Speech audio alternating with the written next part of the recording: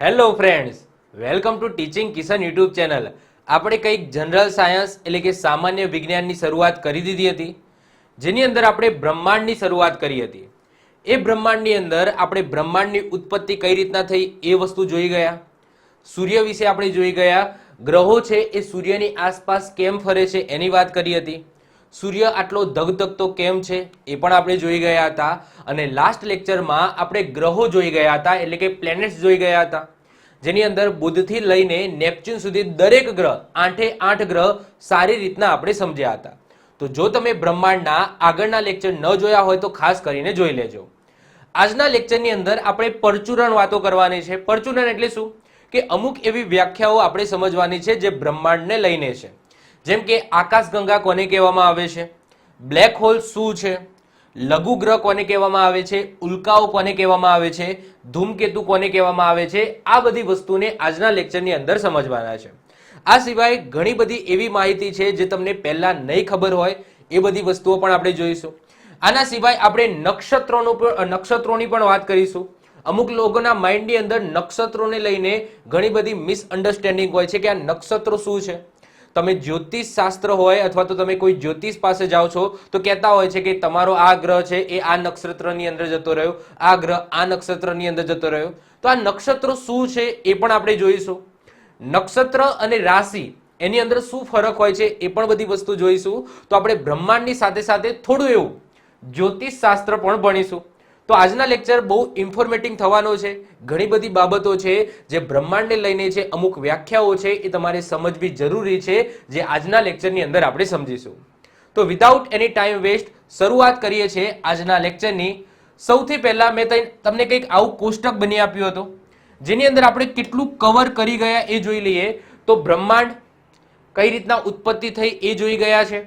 આકાશગંગા આજના લેક્ચરની અંદર આપણે જોઈશું. સોલર સિસ્ટમ એટલે કે સૌર મંડળની અંદર આપણે સૂર્યની વાત કરી દીધી અને ગ્રહોની વાત કરી દીધી. ઉપગ્રહો પણ આપણે જોઈ ગયા. લઘુ ગ્રહો, ધૂમકેતુ અને ઉલ્કાઓ આજના લેક્ચરની અંદર જોઈશું. નક્ષત્રો પણ આજના લેક્ચરની અંદર જોઈશું. એના પછી આ બધા જ ગ્રહો છે એ આપણે જોઈ ગયા છે. તો સૂર્ય અને ગ્રહ આપણે ઉપગ્રહ સુધી આપણે કમ્પ્લીટ કરી દીધું છે. લઘુ ગ્રહ, ધૂમકેતુ, ઉલ્કાઓ, નક્ષત્રો, આકાશગંગા આપણે બાકી છે. તો આ બધી વસ્તુ છે એ બાકી રહેલી વસ્તુ આજના લેક્ચરની અંદર આપણે કવર કરીશું. તો શરૂઆત કરીએ છીએ. હવે આ લેક્ચરની શરૂઆત કર્યા પહેલા અમુક તમારા માઇન્ડની અંદર અમુક ગ્રંથિઓ હોય છે, એને થોડી દૂર કરી લઈએ. તમારા માઇન્ડની અંદર અત્યાર સુધી એવું હશે, અમુક લોકોના માઇન્ડની અંદર, કે જે આ સોલર સિસ્ટમ છે, આ સોલર સિસ્ટમનો સૌથી મહત્વનો અને સૌથી મોટો તારો એટલે સૂર્ય. એ વસ્તુ ખોટી નથી, એ વસ્તુ એકદમ સાચી છે. પરંતુ આકાશગંગાનો સૌથી મોટો તારો સૂરજ છે એ આ વસ્તુ તદ્દન ખોટી છે. આપણી જે મિલ્કી વેવ છે એટલે કે આપણી જે આકાશગંગા છે, આકાશગંગાની અંદર હજારો નહીં, કરોડો નહીં, લાખો તારાઓ છે. અને એ તારાની કમ્પેરિઝનમાં જો આપણે સૂરજને જોઈએ તો સૂરજ એક બિંદુ સમાન છે.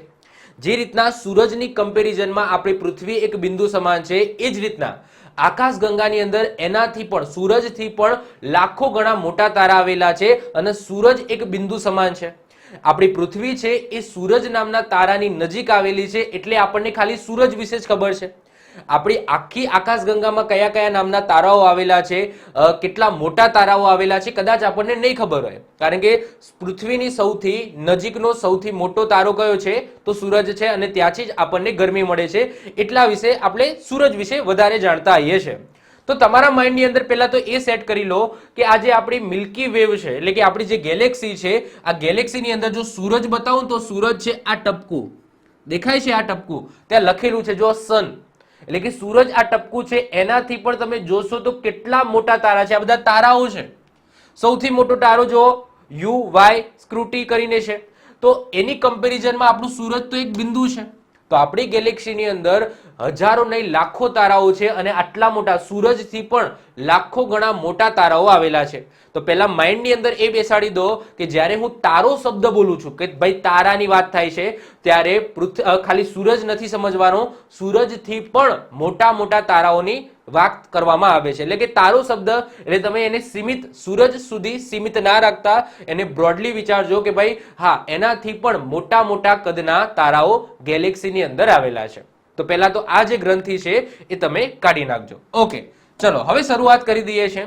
સૌથી પહેલા આપણે આકાશગંગાની વાત કરીશું, ગેલેક્સીની વાત કરીશું. હવે ગેલેક્સી કે આકાશગંગા કોને કહેવામાં આવે છે તો મેં તમને તમારા સમક્ષ એક ઇમેજ મૂકી છે.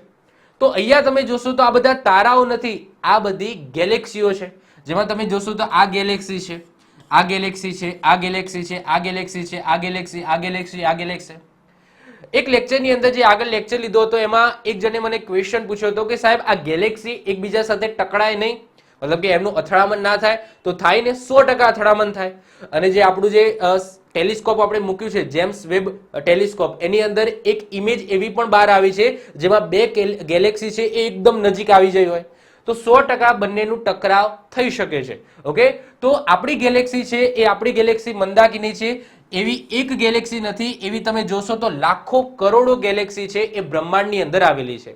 તો આપણી સમજી લો કે આ નાની એવી ગેલેક્સી છે, એની અંદર આપણું સૌરમંડળ અને ઘણા બધા તારાઓ આવેલા છે.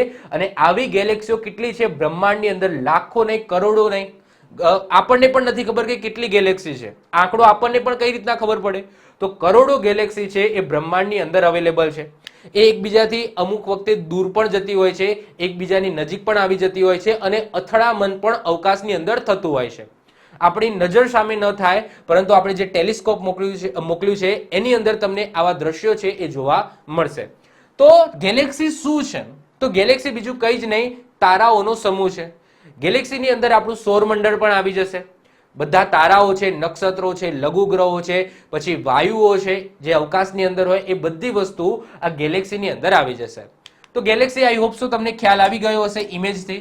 હવે આપણે એને સમજીએ.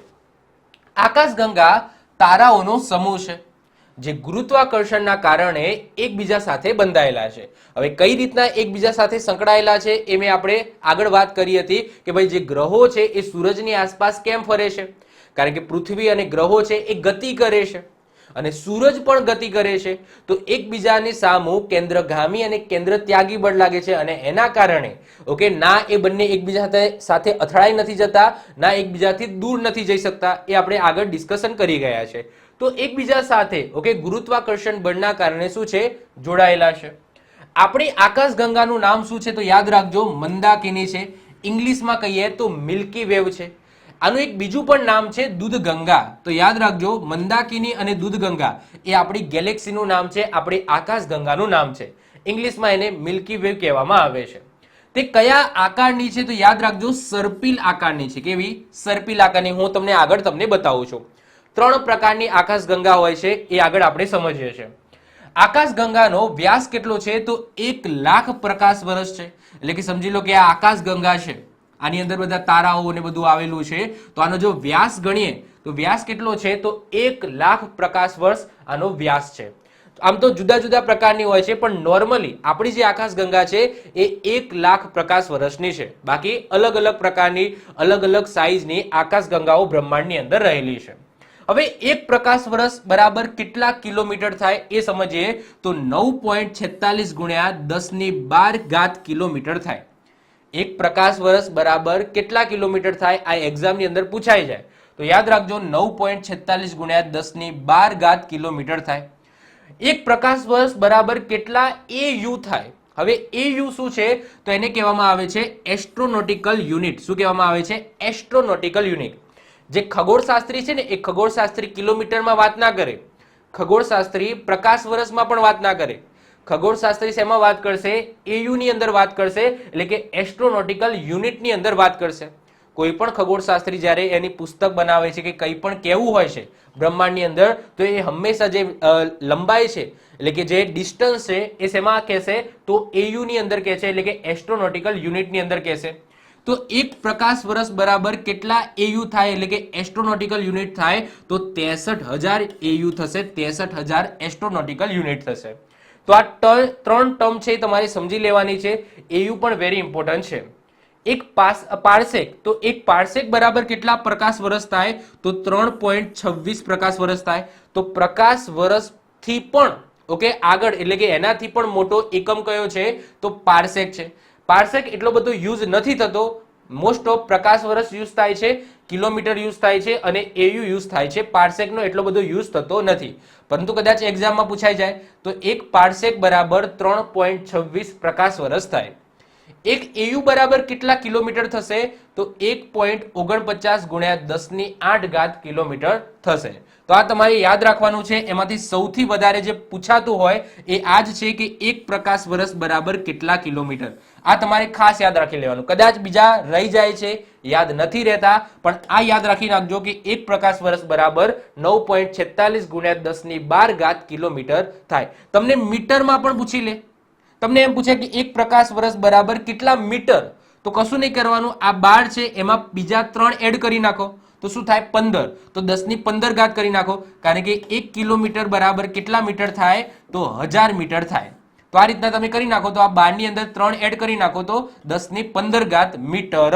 ઓકે, એવું પણ તમને પૂછાઈ જાય. તો અહીંયા તમારી જો જે રમત છે એ કિલોમીટર અને મીટરની અંદર પણ હોઈ શકે છે. ક્લિયર? ચલો વધીએ છીએ હવે આગળ. બ્રહ્માંડની વાત કરીએ તો બ્રહ્માંડની અંદર આશરે કેટલી આકાશગંગા છે? જો અહીંયા આશરે લખેલું છે, કારણ કે કેટલી આકાશગંગા છે તો હજુ કોઈને નથી ખબર, પરંતુ અનુમાન થાય છે કે 10⁻11 આકાશગંગાઓ છે અને દરેક આકાશગંગાની અંદર 10⁻11 તારાઓ છે.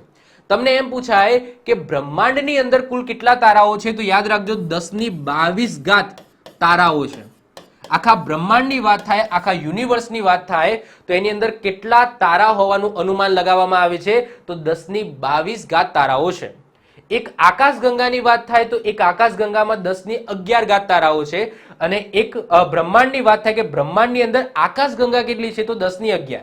અને તારાઓ પૂછાય બ્રહ્માંડમાં તો 10⁻22 તારાઓ છે. ક્લિયર? ચલો આગળ વાત કરીએ. આકાશગંગાનો 98% ભાગ તારાઓથી અને બાકીનો ભાગ છે એ વાયુ અને ધૂળથી બનેલો છે. આકાશગંગાનો 98 ભાગ છે એ શેનાથી બનેલો છે? તારાઓથી બનેલો છે.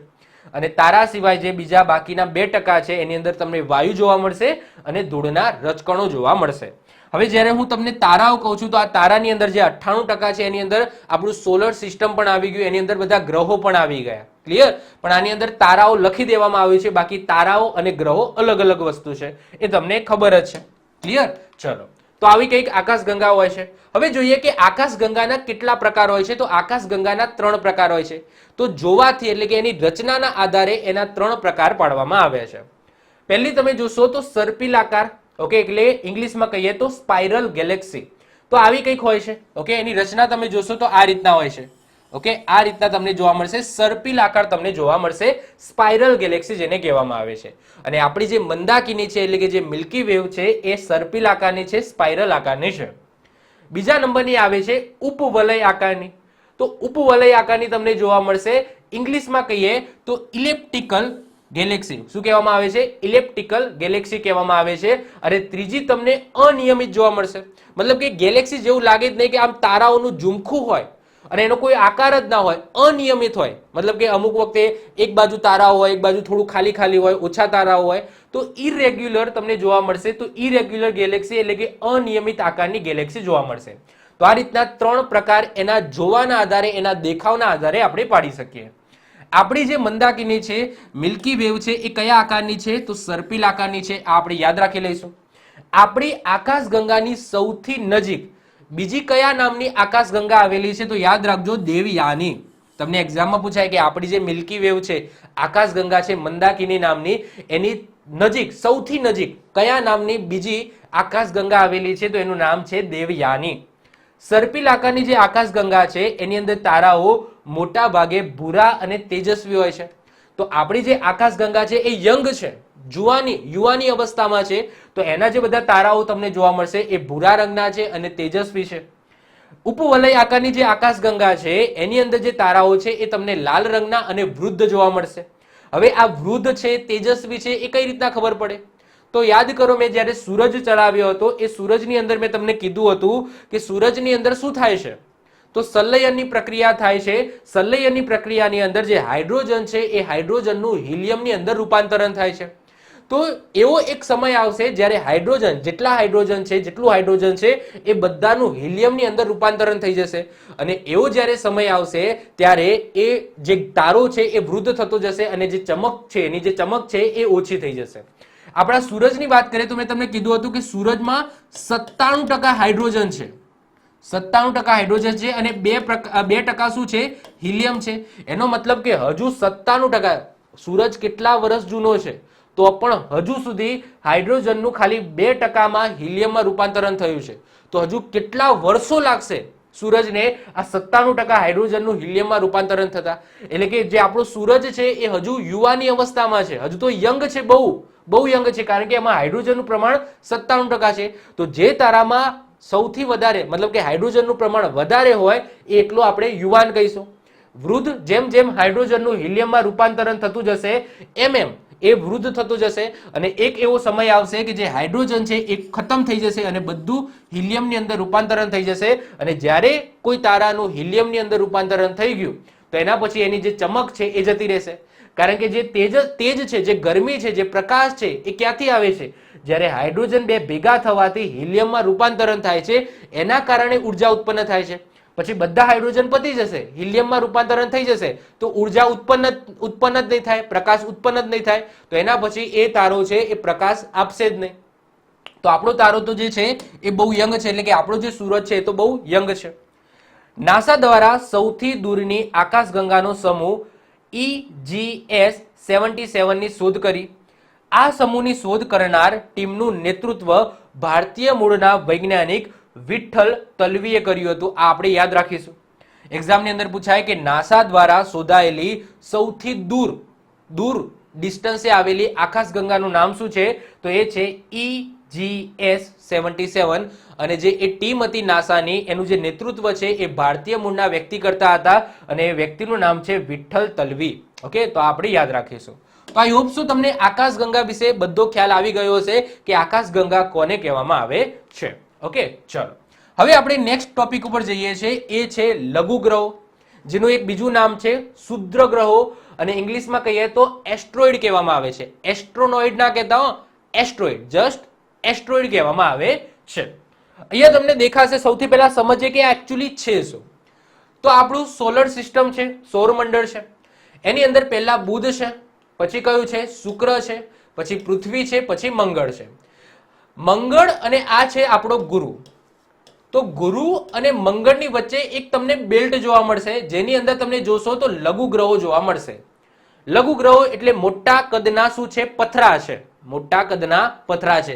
હવે આ કેટલા મોટા છે? તો યાદ રાખજો, અમુક એવા પથરા છે જે પૃથ્વીના આકારના પથરા છે, પૃથ્વીના આકારના પથરા છે. અમુક એવા પથરા છે જે આપણો ભારત દેશ છે એની જેટલી સાઈઝ છે એટલા આકારના પથરા છે.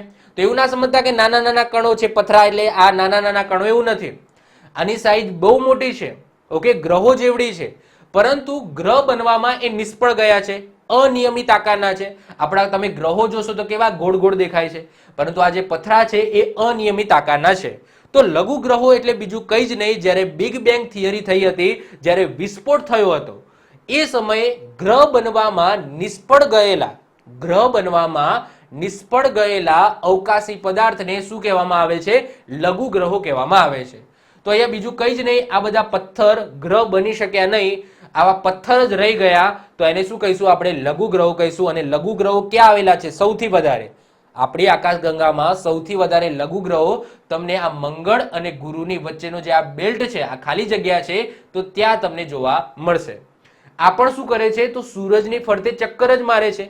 જે રીતના બધા ગ્રહો સૂરજની ફરતે ચક્કર મારે છે, એ જ રીતના આ બધા જે નાના નાના ટુકડાઓ છે એ પણ શું કરે છે? સૂરજની ફરતે ચક્કર જ મારે છે. મતલબ કે ટૂંકમાં કે ગ્રહ બનવામાં બિચારા નિષ્ફળ ગયા એવા ટુકડાઓ, તો એને આપણે લઘુ ગ્રહો કહીશું. તમે એ જોઈ શકો છો, આ મેં ઝૂમ કરેલું છે. અહીંયા તમે જોઈ શકો છો કે આ બધા લઘુ ગ્રહો છે જે આ રીતના તરે છે અને સૂરજની આસપાસ શું કરે છે? આ રીતના ફરે છે. તો આને શું કહેવામાં આવે? લઘુ ગ્રહો કહેવામાં આવે. આગળ જતા ઉલ્કા જોઈશું. તો ઉલ્કા પણ બીજું કંઈ જ નહીં, આ લઘુ ગ્રહો સાથે સંકળાયેલું છે. આગળ જતા ધૂમકેતુ જોઈશું. ધૂમકેતુ પણ શું છે? આના સાથે સંકળાયેલા છે. તો આ ખાલી પથ્થરો શું છે સમજી ગયા ને? તો ઉલ્કા પણ આ જ વસ્તુ છે અને આગળ જતા ધૂમકેતુ જોઈશું, એ પણ આ જ વસ્તુ છે. ઓકે, ચલો સમજીએ ધીમે ધીમે. તો સૂર્યમંડળમાં નિર્માણ સમયે ગ્રહ બનવામાં નિષ્ફળ રહેલા નાના મોટા ખડકોને લઘુ ગ્રહ કહેવામાં આવે છે. લઘુ ગ્રહો અનિયમિત આકાર અને નબળું ગુરુત્વાકર્ષણ બળ ધરાવે છે. એનો આકાર થોડો નાનો છે ગ્રહો કરતા અને અનિયમિત આકાર છે, એટલા માટે ગુરુત્વાકર્ષણ બળ પણ એ ઓછું ધરાવે છે. મોટા ભાગના લઘુ ગ્રહો તમને મંગળ અને ગુરુની વચ્ચે જ અમને જોવા મળશે. મેં તમને કીધું એમ કે આ મંગળ ગ્રહ છે, આ ગુરુ છે, એની વચ્ચે તમને આ રીતના જોવા મળશે. આ લઘુ ગ્રહો શેના બનેલા છે? તો એની અંદર તમને સિલિકોન, નિકલ, ક્રોમિયમ અને કેલ્શિયમના બનેલા હોય એવું માનવામાં આવે છે. આના ઉપર ઓકે સોનું અને પ્લેટિયમ જેવી કિંમતી ધાતુ હોવાની સંભાવના છે. આ બધી લઘુ ગ્રહો છે, આ બધા પથ્થર છે, એની અંદર સોનું અને પ્લેટિનમ જેવી ઓકે કિંમતી ધાતુ હોવાની સંભાવના છે. આવું આપણને કેમ ખબર પડી કે આની અંદર પ્લેટિનમ અથવા તો સોનું હોઈ શકે છે? એવું તમને આગળ કહું છું કે કઈ રીતના આપણને ખબર પડી. સૌથી મોટો અને પહેલો શોધાયેલો લઘુ ગ્રહ કયો છે? તો સેરેસ છે. કયો છે? સેરેસ છે, જેનો વ્યાસ 1000 કિલોમીટર છે. હવે 1000 કિલોમીટર એટલે તમે સમજી શકો છો ઓકે 1000 કિલોમીટરનો એનો વ્યાસ છે. એટલે આ લઘુ ગ્રહ છે, સમજી લો કે આ લઘુ ગ્રહ પથ્થરો છે, એનો વ્યાસ કેટલો છે? 1000 કિલોમીટરનો છે. તો કેટલો મોટો પથ્થરો હશે? તો સૌથી મોટો અને પહેલો શોધાયેલો લઘુ ગ્રહ સેરેસ છે અને જેનો વ્યાસ છે એ 1000 કિલોમીટર છે. હવે આ નાનો છે, આ મોટો છે, એ કઈ રીતના ખબર પડી? તો એ એના પ્રકાશના આધારે ખબર પડી. એટલે કે કઈ રીતના? કે આ જે સૂરજ છે, આ સૂરજનો પ્રકાર, આ પ્રકાશ છે એ કોના ઉપર પડે છે? આ લઘુ ગ્રહો ઉપર પડે છે. લઘુ ગ્રહો પોતે પ્રકાશિત નથી આપણા ગ્રહોની જેમ. તો સૂરજનો પ્રકાશ એ લઘુ ગ્રહો ઉપર પડે છે અને લઘુ ગ્રહોમાંથી પરાવર્તિત થઈને આપણા ટેલિસ્કોપ ઉપર પડે છે. તો એના આધારે નક્કી કરવામાં આવે છે કે આ લઘુ ગ્રહ મોટો છે, આ લઘુ ગ્રહ નાનો છે. સાઈઝ એનાથી જ ખબર પડે ને. સમજી લો કે મારા સામે કોઈ બે વસ્તુ છે, એક નાની છે, એક મોટી છે. તો મને કઈ રીતના ખબર પડે? મને જોવાથી ખબર પડશે. હવે એ મને કેમ દેખાય છે? કારણ કે એના ઉપર પ્રકાશ પડે છે. જો પ્રકાશ જ ના પડે તો એ બે વસ્તુ મને દેખાવાની જ નથી. તો એનાથી પરાવર્તિત થઈને જે પ્રકાશ આવે છે અને પ્રકાશના આધારે આપણને ખબર પડે છે કે આ લઘુ ગ્રહ મોટો છે, આ લઘુ ગ્રહ નાનો છે. આ જે સાઈઝ છે એ પણ આપણે એ રીતના જ અંદાજો કાઢ્યો છે. સૌથી તેજસ્વી લઘુ ગ્રહ પૂછાય તો આન્સર આવશે વેસ્ટા. તો વેસ્ટા નામનો લઘુ ગ્રહ છે એ સૌથી તેજસ્વી છે. અને સૌથી મોટો પૂછાય, સૌથી પહેલો શોધાયેલો પૂછાય તો એ આવશે સેરેસ. આ લઘુ ગ્રહોનું એકબીજા સાથે અથડામણ થવાથી એનું વિભાજન થતું રહે છે. આ બધા લઘુ ગ્રહો છે એકબીજા સાથે અથડાતા રહે છે અને અથડામણના કારણે એનું વિભાજન પણ થતું જાય છે. એટલે કે એકમાંથી બે, બેમાંથી ત્રણ, એ રીતના એમનું વિભાજન થતું જાય છે. બીજી વસ્તુ કે એ ગ્રંથિ તમારા માઇન્ડની હોય તો અંદર હોય તો કાઢી નાખજો કે લઘુ ગ્રહો ખાલી અહીંયા જ આવેલા છે. હું તો ખાલી એમ જ કહું છું કે સોલર સિસ્ટમમાં તમને આ બે ગ્રહોની વચ્ચે જોવા મળશે. બાકી આપણી ગેલેક્સીની અંદર હજારો નહીં કરોડો તમને આ ટાઈપના લઘુ ગ્રહો જોવા મળશે. આપણા સોલર સિસ્ટમમાં સૌથી વધારે તમને આ બેલ્ટમાં જોવા મળશે. બાકી આ પ્લુટો છે, એટલે કે પ્લુટો ગ્રહ છે, એના પછી તમે જોશો તો આવા બધા પથરા તો અસંખ્ય છે જે આપણી મંદાકીની એટલે કે આપણી ગેલેક્સીની અંદર છે. તો પહેલા તો એ યાદ રાખજો કે ખાલી અહીંયા નથી, આપણે સોલર સિસ્ટમમાં નથી, આખી ગેલેક્સીની અંદર આ ટાઈપના પથરાઓ તમને જોવા મળશે. આગળ વાત કરીએ છીએ ગુરુ ગ્રહના ટ્રોજન એસ્ટ્રોઇડ. ગુરુ ગ્રહના ટ્રોજન એસ્ટ્રોઇડનો અભ્યાસ કરવા નાસા દ્વારા પ્રથમ અવકાશ મિશન લ્યુસી લોન્ચ કરવામાં આવ્યું હતું. તો એક્ઝામની અંદર પૂછાય કે નાસાનું લ્યુસી મિશન એ શેના માટેનું હતું? તો એસ્ટ્રોઇડ માટેનું હતું, એટલે કે લઘુ ગ્રહ માટેનું હતું. નાસા દ્વારા સાયકી નામના એસ્ટ્રોઇડની તપાસ કરવા માટે તેના સાયકી મિશનની જાહેરાત કરી હતી, જે તમે અહીંયા જોઈ શકો છો. તો આ તમે જોઈ શકો છો કે આ ટાઈપનું મિશન છે મોકલ્યું હતું. આ છે મોટો એસ્ટ્રોઇડ, તો એનો અભ્યાસ કરવા માટે મોકલ્યું હતું. તો નાસા દ્વારા સાયકી નામના એસ્ટ્રોઇડની તપાસ કરવા માટે સાયકી મિશન મોકલેલું છે અને લ્યુસી નામનું મિશન પણ એસ્ટ્રોઇડ માટેનું જ તપાસ કરવા માટેનું અધ્યયન કરવા માટેનું અભ્યાસ કરવા માટેનું મોકલેલું છે. તો સિમ્પલ છે. તો લઘુ ગ્રહો આઈ હોપ સો તમને ખબર પડી ગયા હશે કે જ્યારે મોટો વિસ્ફોટ થયો હતો, જ્યારે આપણા ગ્રહો બન્યા હતા, એ સમયે ગ્રહ બનવામાં નિષ્ફળ નીવડેલા ખડકો જે અત્યારે અવકાશમાં તરી રહ્યા છે તો એને શું કહેવામાં આવે છે? લઘુ ગ્રહો કહેવામાં આવે છે અથવા તો ક્ષુદ્ર ગ્રહો કહેવામાં આવે છે. ઇંગ્લિશમાં કહીએ તો એસ્ટ્રોઇડ કહેવામાં આવે છે. ઓકે, હવે વાત કરીએ ઉલ્કાઓ અથવા તો ખડતો તારો. પેલો જે આન્સર હતો ને સોનું પ્લેટિનમ, એ અહીંયા આમાં મળશે. હવે વાત કરીએ ઉલ્કા અને ખડતો તારો. તો બીજું કંઈ જ નહીં, આપણે જે આ ખડકો જોયા ને, કોઈક વખત શું થશે, આ જે બધા ખડકો છે એ આ ખડકો પૃથ્વીના ગુરુત્વાકર્ષણના કારણે પૃથ્વી તરફ ખેંચાઈ જશે. આ જે બધા ખડકો ફરે છે તો કોઈક વખત પૃથ્વીનું ગુરુત્વાકર્ષણ બળના કારણે આ બધા ગ્રહો છે, કારણ કે બધા અનિયમિત આકારના છે અને એમનું જે ગુરુત્વાકર્ષણ બળ છે એ પણ અનિયમિત છે, તો કોઈક વખત આ જે બધા ખડકો છે એ પૃથ્વી તરફ ખેંચાઈ જશે, અને પૃથ્વી તરફ ખેંચાઈ જશે તો એ પૃથ્વીના વાતાવરણની અંદર ઘર્ષણ અનુભવશે, અને પૃથ્વીના વાતાવરણમાં ઘર્ષણ અનુભવશે તો એ સળગી ઉઠશે, અને સળગી ઉઠશે તો આપણને એવો લીસોટો ટાઈપ દેખાશે કે ભાઈ અવકાશમાંથી કોઈ પદાર્થ આવે છે અને સળગેલો છે અને આ રીતના આપણી પૃથ્વી તરફ એટલે કે આપણા ઉપર પડે છે, તો એને શું કહીશું? જસ્ટ ઉલ્કા કહેવામાં આવે છે. હવે ઉલ્કા છે એ જો નાની હશે તો શું થશે? એ આકાશની અંદર જ એટલે કે અવકાશમાં જ આ ઘર્ષણના કારણે સળગીને રાખ થઈ જશે. પરંતુ જો ઉલ્કા મોટી હશે એટલે કે આ જે ખડક છે એ મોટો હશે, વાતાવરણના ઘર્ષણના કારણે સળગ્યો, પરંતુ વાતાવરણ એ ખડક મોટો હતો એના કારણે પૂરેપૂરો સળગી શક્યો નહીં અને એ ક્યાં આવ્યો? પૃથ્વી ઉપર પડ્યો, તો એને શું કહીશું? ઉલ્કાપાત કહીશું. અને ઉલ્કા શિલા કહેવામાં આવે છે. પૃથ્વી ઉપર પડ્યા પછી આ મોટી શિલા બની ગઈ હોય, એનો જે પદાર્થ તો હશે ને જે પૃથ્વી પર પડ્યો હશે, તો એને શું કહેવામાં આવે? ઉલ્કા શિલા કહેવામાં આવે. અને એ શિલાના કારણે એટલે કે ઉલ્કાપાતના કારણે જે ખાડો પડી જાય છે પૃથ્વીની અંદર, તો એને કહેવામાં આવે છે ક્રેટર. શું કહેવામાં આવે છે? ક્રેટર કહેવામાં આવે છે. જે રીતના મહારાષ્ટ્રની અંદર લોનાર સરોવર છે, એ લોનાર સરોવર શું છે? એક ક્રેટર છે. ક્રેટર એટલે કે ઉલ્કાપાત થવાથી, ઉલ્કા પડવાથી ત્યાં ખાડો બન્યો છે અને એ ખાડાની અંદર પાણી ભરાઈ ગયું છે વરસાદનું, અને એનાથી સરોવરનું રચના થઈ એટલે એને ક્રેટર સરોવર કહેવામાં આવે છે, જે તમને મહારાષ્ટ્રમાં જોવા મળશે. હું તમને હમણાં બતાવું છું. તો આઈ હોપ સો તમને ખબર પડી ગઈ હશે કે ઉલ્કાઓ અને ખડતા તારાઓ શું છે.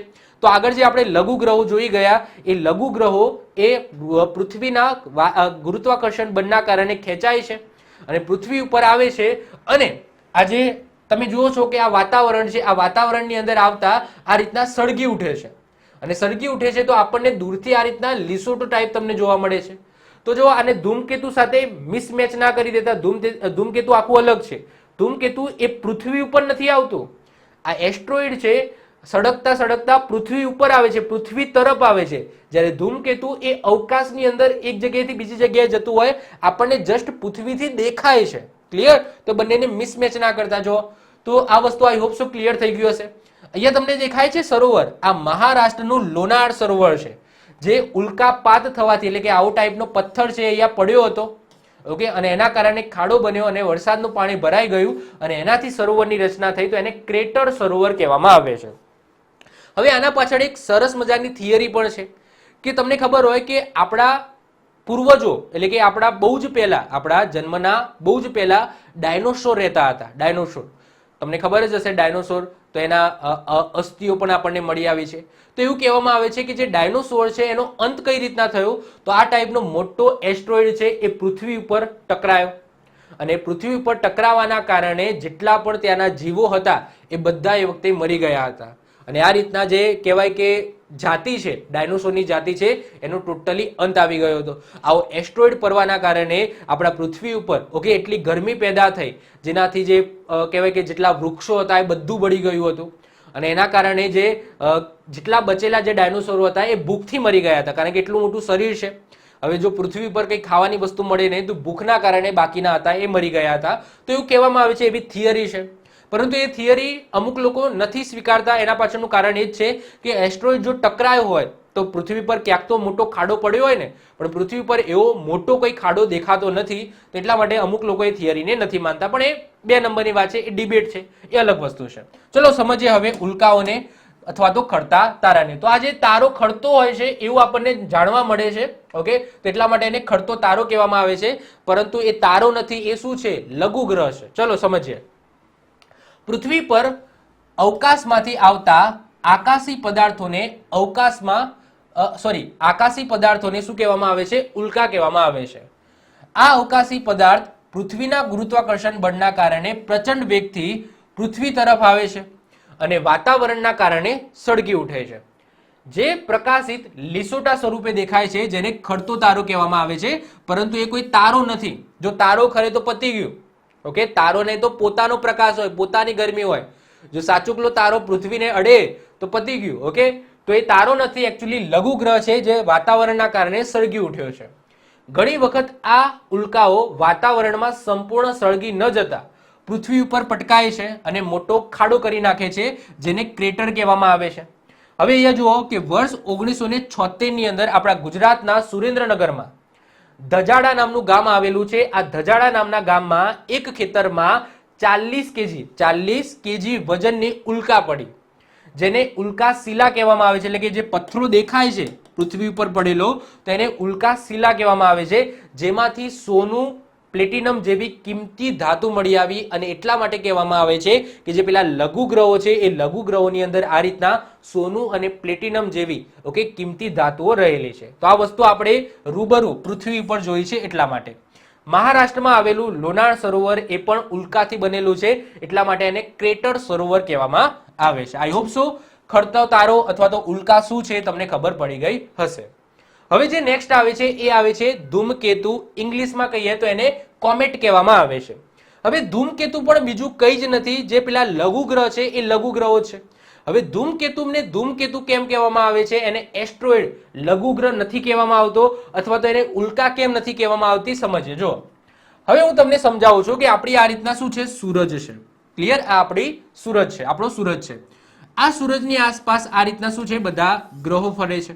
આ રીતના બધા ગ્રહો ફરે છે. માની લો કે આટલે સુધી બધા ગ્રહો છે. અહીંયા સમજી લો નેપચ્યુન છે અને એ સમજી લો પ્લુટો છે. પ્લુટો હારી કે ગ્રહ નથી, પરંતુ આ રીતના સમજી લો કે અહીંયા પ્લુટો છે. તો આ રીતના પ્લુટો છે. હવે પ્લુટોની પણ પેલી પાર આ સૂરજ છે, આ સૂરજ છે, આ બધા અહીંયા ગ્રહો આવેલા છે અને અહીંયા પ્લુટો છે. પ્લુટોની પણ પેલી પાર આ રીતના શું છે, લઘુ ગ્રહો છે. આ શું છે, લઘુ ગ્રહ છે. તો આ રીતના બધા લઘુ ગ્રહો અહીંયા આવેલા છે. અહીંયા આ રીતના લઘુ ગ્રહો આવેલા છે. હવે લઘુ ગ્રહો આ રીતના અહીંયા પણ તમને જોવા મળશે જુદા જુદા. હવે એ સૂરજથી કેટલા બધા દૂર છે, આ બધા લઘુ ગ્રહો સૂરજથી કેટલા બધા દૂર છે, તો આ બધા લઘુ ગ્રહો ઉપર કોઈ પણ જાતનો પ્રકાશ અથવા તો ઉષ્મા પહોંચતી નથી. માની લો કે આ બાજુ કોઈ બીજો એવો કોઈ તારો નથી, સૂરજ જેવો કોઈ બીજો તારો નથી, જેના કારણે આ બધા જે લઘુ ગ્રહો છે બિચારા ઠરી ગયા છે. બિચારા ઠરી ગયા છે કારણ કે એ ગરમી, સૂરજની ગરમી ત્યાં પહોંચતી જ નથી. સૂરજ બહુ દૂર છે એમનાથી, તો સૂરજની ગરમી નથી પહોંચતી, તો આના ઉપર બરફ જામી જાય છે. આ બધા લઘુ ગ્રહો છે એના ઉપર બરફ જામી જાય છે. અને આ બરફ જામી જાય છે તો આ બરફની અંદર શું શું હોય છે, તો ગેસીસ હોય છે. જે રીતના સમજી લો કે આપણું વાતાવરણ છે, આપણી પૃથ્વી છે. હવે સમજી લો કે સૂરજ હોય જ નહીં, સૂરજ ગાયબ થઈ જાય તો આ પૃથ્વી ઉપર કેટલી ઠંડી પડે. તો આનું જે વાતાવરણ છે, વાતાવરણની અંદર જે ગેસીસ રહેલા છે એ પણ શું થઈ જાય, બરફની અંદર રૂપાંતરણ થઈ જાય. જે હાઇડ્રોજન છે, ઓક્સિજન છે, એ પણ બરફ બની જાય અને પૃથ્વી ઉપર જામી જાય, ઠરી જાય બિચારું. તો એ જ રીતના અહીંયા જે પાણી છે, આ લઘુ ગ્રહ ઉપર પાણી હશે, પછી અમુક ગેસીસ હશે, એ બધા આ લઘુ ગ્રહો ઉપર જામી ગયા હશે. હવે આ બધા ગ્રહો પણ સૂરજની આસપાસ ગતિ જ કરે છે, સૂરજની આસપાસ જ ફરે છે. આ રીતના મારે જ છે ચક્કર, એ પણ આ રીતના ચક્કર જ મારે, પણ દૂરથી મારે છે. આ રીતના દૂરથી મારે છે, આ રીતના ચક્કર તો મારે જ છે. તો જ્યારે કોઈ આવું કહેવાય કે લઘુ ગ્રહ છે એ આ રીતના ફરતો ફરતો, આ રીતના ફરતો ફરતો ફરતો ફરતો ફરતો ફરતો એ સૂરજની આસપાસ જ ફરે છે. તો ફરતો ફરતો જ્યારે સૂરજની નજીક આવશે, અહીંયા સૂરજ છે, હવે સમજી લો કે સૂરજની નજીક આવી ગયો, સૂરજની નજીક આવી ગયો, તો સૂરજની નજીક આવી ગયો એટલે શું થશે, તો સૂરજની જે ગરમી છે, જે તાપ છે એ એને અડવા માંડશે. હવે એ અડવાના કારણે એની અંદર જે ગેસીસ રહેલા છે, જે થરી ગયેલા છે, જે બરફ સ્વરૂપે છે, એ બધું પીગળવા માંડશે. અને પીગળવાના કારણે જે બરફ છે એનું ડાયરેક્ટ વરાળમાં રૂપાંતરણ થઈ જાય છે. પ્રવાહીને ડાયરેક્ટ વરાળમાં રૂપાંતરણ થઈ જાય છે. એ વરાળમાં રૂપાંતરણ થવાના કારણે પાછળ આમ પૂંછડી હોય એ રીતના લાગે છે. તો જે ઠરી ગયેલા ગેસીસ હતા એ સૂરજના કારણે એ બધા વરાળની અંદર રૂપાંતરણ થઈ ગયા. એના કારણે આ બધા ગેસીસ છે એ આ રીતના છૂટા પડ્યા એ લઘુ ગ્રહમાંથી, અને એના કારણે આ રીતના પૂંછડી દેખાય છે. અને પૃથ્વી ઉપરથી જોતા આ રીતના પૂંછડી વાળો ગ્રહ જોવા મળે છે, એને જ કહેવામાં આવે છે ધૂમકેતુ. તો ધૂમકેતુ પૃથ્વી તરફ નથી આવતું, એ તો બિચારો સૂરજનું ચક્કર જ મારે છે, પરંતુ દૂર જાય છે ત્યારે ઠરી જાય છે એના ગેસીસ, અને જ્યારે નજીક આવે છે ત્યારે એના ગેસીસ છે એ વરાળમાં રૂપાંતરણ થાય છે, અને એના કારણે પાછળ એ વરાળની પૂંછડી સર્જાય છે, અને એના કારણે જ એને શું કહેવામાં આવે છે, ધૂમકેતુ કહેવામાં આવે છે, અથવા તો પૂંછડીયો તાળો કહેવામાં આવે છે. આઈ હોપ સો ખ્યાલ આવી ગયો હશે. ચલો હવે આપણે સમજીએ થિયરી. સૌથી પહેલા ઇમેજ જોઈ લો. તો આવું કંઈક દેખાય છે તમને, લિસોટા ટાઈપ દેખાય છે. અહીંયાથી પૃથ્વી ઉપરથી જોતા આ રીતના તમને દેખાય છે. અહીંયાથી તમે જો તો આ બધા ગેસીસ છે, આ બધા ગેસીસ રિલીઝ થયા છે. આ ગેસીસ બધા પીગળ્યા છે, વરાળની અંદર રૂપાંતરણ થઈ ગયા છે. જ્યાં જે લઘુ ગ્રહ છે એના ઉપર જામી ગયા હતા, દૂર હોવાના કારણે. ચલો સમજીએ. જો તો સૌરમંડળની ફરતે પ્લુટોની પેલી પાર, એટલે કે પ્લુટોથી પણ આગળ લગભગ 10 અજબ અવકાશી પદાર્થનો સમૂહ આવેલો છે. જેને ઊંટના વાદળ કહેવામાં આવે છે. મેદાન નહીં, ઊંટના વાદળ કહેવામાં આવે. ઊંટના નહીં હો, ઊંટ છે તો ઊંટના વાદળ કહેવામાં આવે છે. આ અવકાશી પદાર્થ પ્રચંડ ગુરુત્વાકર્ષણ બળના કારણે સૂરજ તરફ ખેંચાવા લાગે છે. ઓકે, એમને સૂરજનું ગુરુત્વાકર્ષણ બળ તો લાગે જ છે પણ બહુ દૂર છે. સૂરજના ગુરુત્વાકર્ષણ બળના કારણે સૂરજની આસપાસ તો ગતિ કરે જ છે, પ્લુટોનીથી પણ આગળ છે પણ. ઓકે, તો એ ગતિ તો કરે છે પરંતુ ઓછું એમને ગુરુત્વાકર્ષણ બળ લાગે છે. તો સૂરજ તરફ ખેંચાવા લાગે છે અને સૂરજની આસપાસ લંબ વર્તુળાકાર ગતિ કરે છે. ધૂમકેતુ ધૂળ જેવા રજકણો મિશ્રિત બરફ આચ્છાદિત અવકાશી ગોળા છે. શું છે? તો બીજું કઈ જ નહીં, પેલા જે લઘુ ગ્રહો હતા એ લઘુ ગ્રહો છે, જેની અંદર જે રજકણો છે અને બીજા જે ગેસીસ છે એ બરફ સ્વરૂપે શું છે એ ગોળાની અંદર જામી ગયા છે. જેમ જેમ તે સૂરજની નજીક આવે છે તેમ તેમ બરફ છે એ વરાળની અંદર રૂપાંતરણ પામે છે અને પરિણમે તેજસ્વી પૂંછડીની રચના કરે છે.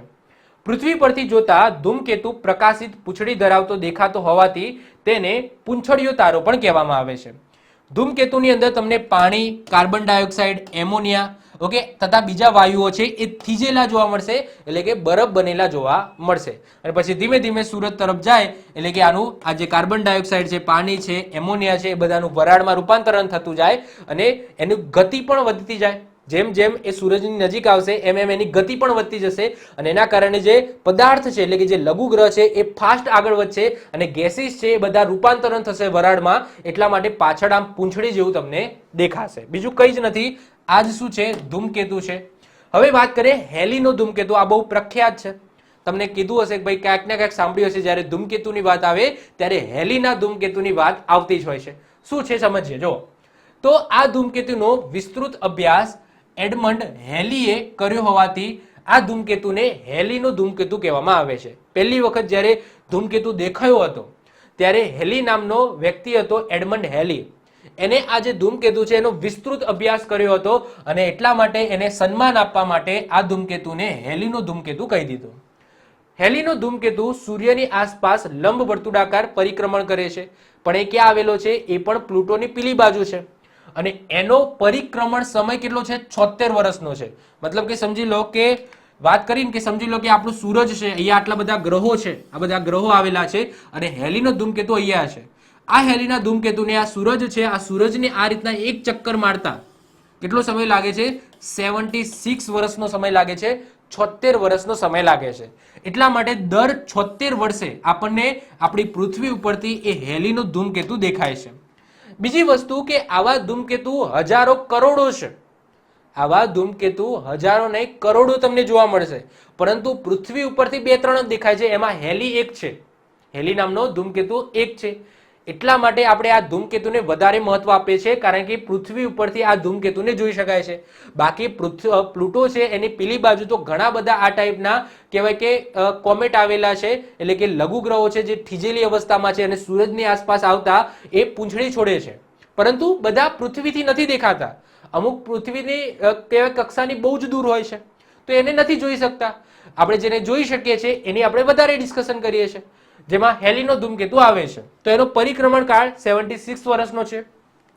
હેલીના ધૂમકેતુને પૃથ્વી પરથી નિહાળી શકીએ છીએ નરી આંખે, એમાં ટેલિસ્કોપની પણ જરૂર નથી. હેલીનો ધૂમકેતુ છેલ્લે 1986માં દેખાયો હતો, હવે 2062માં દેખાશે. તો આવનારું 2062 છે એ 2062ની અંદર તમને હેલીનો ધૂમકેતુ જોવા મળશે. તો એવું કહેવાય કે ભાઈ મનુષ્ય છે એ પોતાના જીવનકાળમાં એક વખત આ હેલીનો ધૂમકેતુ જોઈ શકે છે. 2 વખત તો જોઈ જ ના શકે. 76 + 76 વધી જાય, ઓકે, તો 140 પ્લસ થઈ જાય ઉંમર. તો એટલું તો કોઈ ખાસ કરીને કોઈ 100 વર્ષે હવે તો બહુ જીવીએ તો બહુ થઈ ગયું, તો એટલું તો કોઈ જીવી શકવાનું નથી. તો કહેવાય કે ભાઈ મનુષ્ય છે પોતાના જીવનકાળની અંદર એક વખત હેલીનો ધૂમકેતુ છે એ જોઈ શકે. વર્ષ 1997માં તેજસ્વી હેલ-મોપ ધૂમકેતુ જોવા મળ્યો હતો. કયો? હેલ-મોપ નામનો ધૂમકેતુ જોવા મળ્યો હતો, જે 19 મહિના સુધી નરી આંખે જોઈ શકાયો. 1997ની વાત છે. હેલ-મોપ નામનો એક ધૂમકેતુ જોવા મળ્યો હતો પૃથ્વી પરથી અને એ સતત 19 મહિના સુધી નરી આંખે જોઈ શકાયો હતો. તો આવી એક ઘટના પણ થયેલી છે. ઓકે, તો આઈ હોપ સો તમને ધૂમકેતુ શું છે કોમેટ શું છે એ પણ તમને ખબર પડી ગઈ હશે. તો બીજું કંઈ જ નહીં, જે લઘુ ગ્રહ છે એ લઘુ ગ્રહ ફરે છે. તો પહેલા તો એ લઘુ ગ્રહ શું છે, તો ગ્રહ બનવામાં નિષ્ફળ ગયેલા છે એવા પથરા છે એને લઘુ ગ્રહ કહેવામાં આવે. એ જ લઘુ ગ્રહ જો પૃથ્વીના ગુરુત્વાકર્ષણ બળના કારણે પૃથ્વી તરફ ખેંચાઈ આવે તો એને શું કહીશું, ઉલ્કા કહીશું. ઉલ્કા ભૂઈ પડે તો ઉલ્કાપાત કહીશું. અને આ રીતના પાછળ લીસોટો સળગતો હોય છે તો લીસોટો છોડે એટલે ખડતો તારો કહીશું, એને જ કહીશું. આ શું છે, તો આ પણ શું છે, લઘુ ગ્રહ છે. પણ એ લઘુ ગ્રહ એ સૂરજથી બહુ જ દૂર આવેલા છે, એટલા માટે થરી જાય છે બિચારા, બરફ થઈ જાય છે. અને જેમ જેમ એક કક્ષામાં ફરતા ફરતા સૂરજ જોડે આવે છે તો એ જે વરાળ જે ઉપર જે થરેલા જે ગેસીસ છે એ બધા વરાળ બને છે. એના કારણે પૂંછડી બનાવે છે અને એના કારણે એને ધૂમકેતુ કહેવામાં આવે છે, કોમેટ કહેવામાં આવે છે. તો ત્રણે ત્રણ વસ્તુ છે તો એક જ. ક્લિયર? તો આઈ હોપ સો આ વસ્તુ તમને ખ્યાલ આવી ગઈ હશે. હવે જે મેઇન વસ્તુ આવે છે એ સમજવાની છે, એ છે નક્ષત્રો. ઘણા બધા લોકોને આની અંદર નથી ખબર પડતી. ઇંગ્લિશમાં નક્ષત્રોને કહેવામાં આવે છે કોન્સ્ટેલેશન. શું કહેવામાં આવે છે? કોન્સ્ટેલેશન કહેવામાં આવે છે. હવે આ નક્ષત્રો છે શું? બધા કહે છે કે ભાઈ નક્ષત્રો 27 નક્ષત્રો છે, નક્ષત્રોમાં આમ છે તેમ છે. જે જ્યોતિષ વિદ્યા છે, જે આપણા ધર્મ છે, આ ધર્મની અંદર આ નક્ષત્રોનું બહુ જ મહત્વ છે.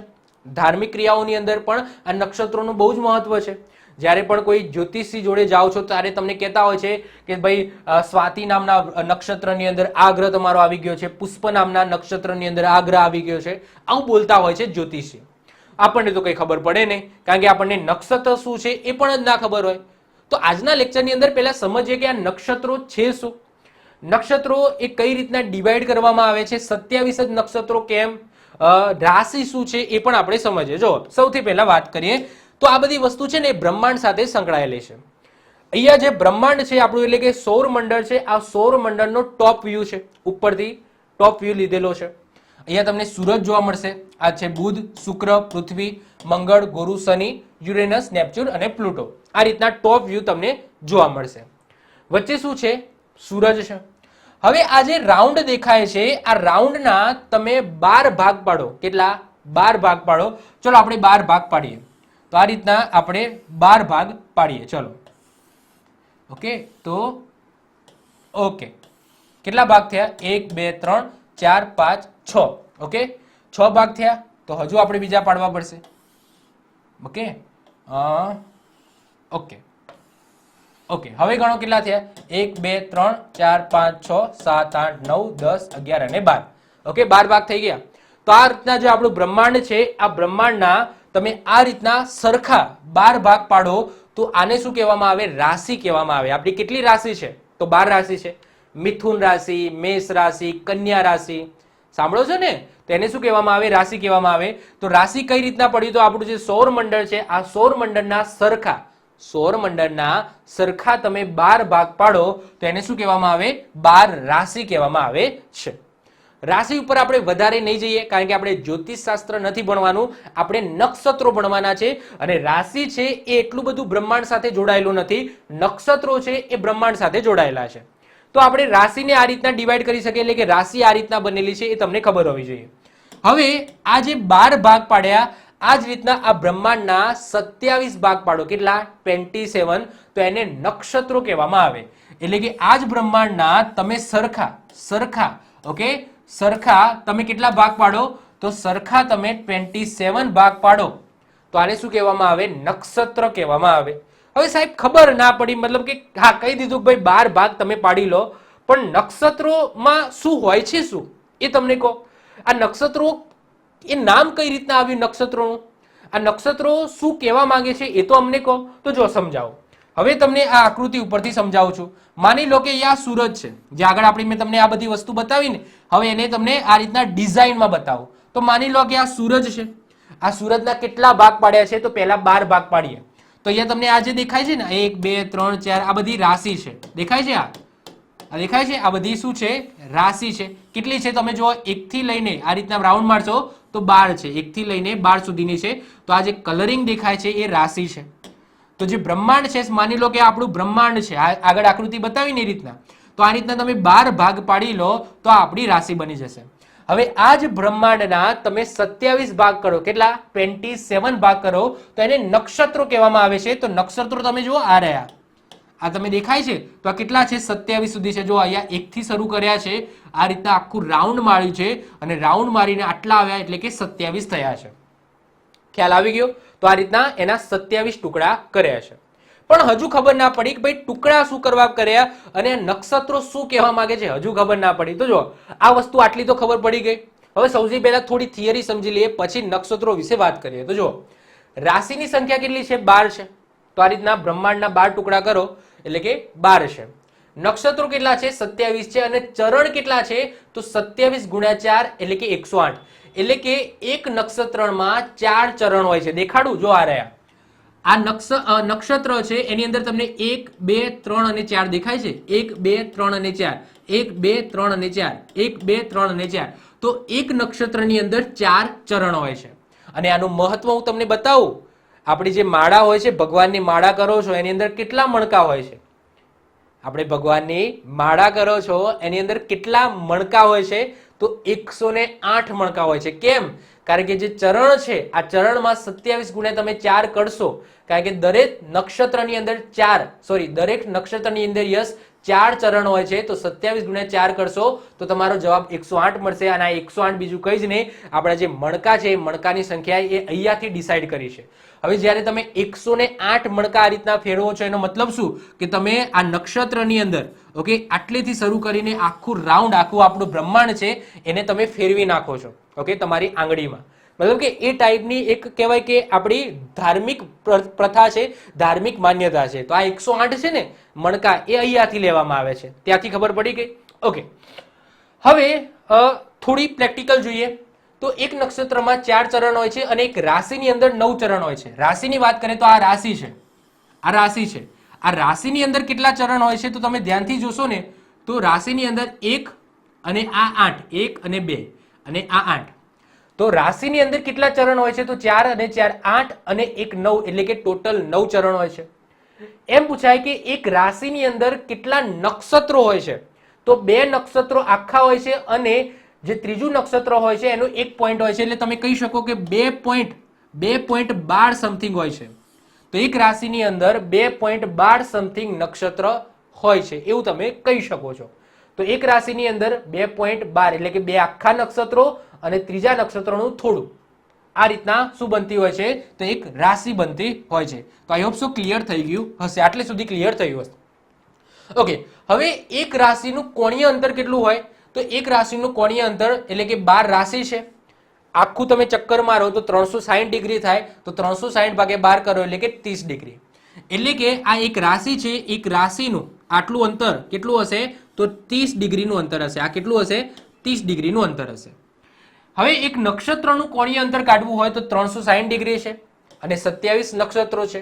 તો આને બોલવામાં આવે છે 13 અંશ 20 મિનિટ. શું બોલવામાં આવે છે? 13 અંશ 20 મિનિટ બોલવામાં આવે છે. આ ડબલ નો મતલબ શું થાય? મિનિટ. તો 360 ભાગ્યા 27 કરશો તો 13 પોઈન્ટ સમથિંગ આવશે, 13.3333 એવું આવશે. તો 13 અંશ અને 20 મિનિટ આ રીતના બોલવામાં આવે છે. આટલું કોણીય અંતર એક નક્ષત્ર કાપે છે. એટલે કે એક નક્ષત્રની વાત કરીએ તો આ એક નક્ષત્ર છે આટલું, તો આ એક નક્ષત્ર આટલું, આ કોણીય અંતર કેટલું છે? તો 13 અંશ અને 20 મિનિટ છે. ક્લિયર? ચાલો, હજુ તમારા માઇન્ડની અંદર એ ખબર નહીં પડી હોય કે નક્ષત્રો છે શું. ચલો, સૌર મંડળ છે, આને સૂર્યથી એને ડિવાઈડ કરી નાખ્યા આપણા સૌર મંડળને 27 ભાગની અંદર. તો એ નક્ષત્રો શું કહેવા માંગે છે તો એ સમજો. જો હવે જો આ સૌર મંડળની અંદર માની લો કે આ રીતના એક નક્ષત્ર છે, આ રીતના એક નક્ષત્ર છે. આવા કેટલા છે? 27 ટુકડાઓ છે. હવે જ્યાં સુધી આ સૂરજ છે, સૂરજથી અનંત કાળ સુધી લઈ જવાનું. આ જે ક્ષેત્ર છે એને અનંત કાળ, કેટલા? અનંત કાળ સુધી આ રીતના લઈ જવાનું. એટલે કે સૂરજ આટલે સોલર સિસ્ટમ તો અહીંયા પતી જાય છે, ગ્રહો આટલે પૂરા થઈ જાય છે, પરંતુ આને ઇન્ફિનિટિવ સુધી લઈ જવાનું. કેટલું? ઇન્ફિનિટિવ. એટલે કે અહીંયાથી આ એક છે તો આને જ્યાં સુધી જાય, જ્યાં સુધી પતે નહીં આપણું બ્રહ્માંડ, ત્યાં સુધી લઈ જવાનું.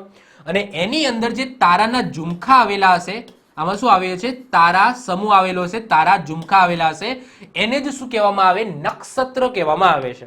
મતલબ કે આ જે ખૂણો છે આની અંદર એક નક્ષત્ર છે, એ નક્ષત્રની અંદર જે તારા ઝુમખા આવેલા હોય છે એને જ શું કહેવામાં આવે? નક્ષત્રો કહેવામાં આવે છે.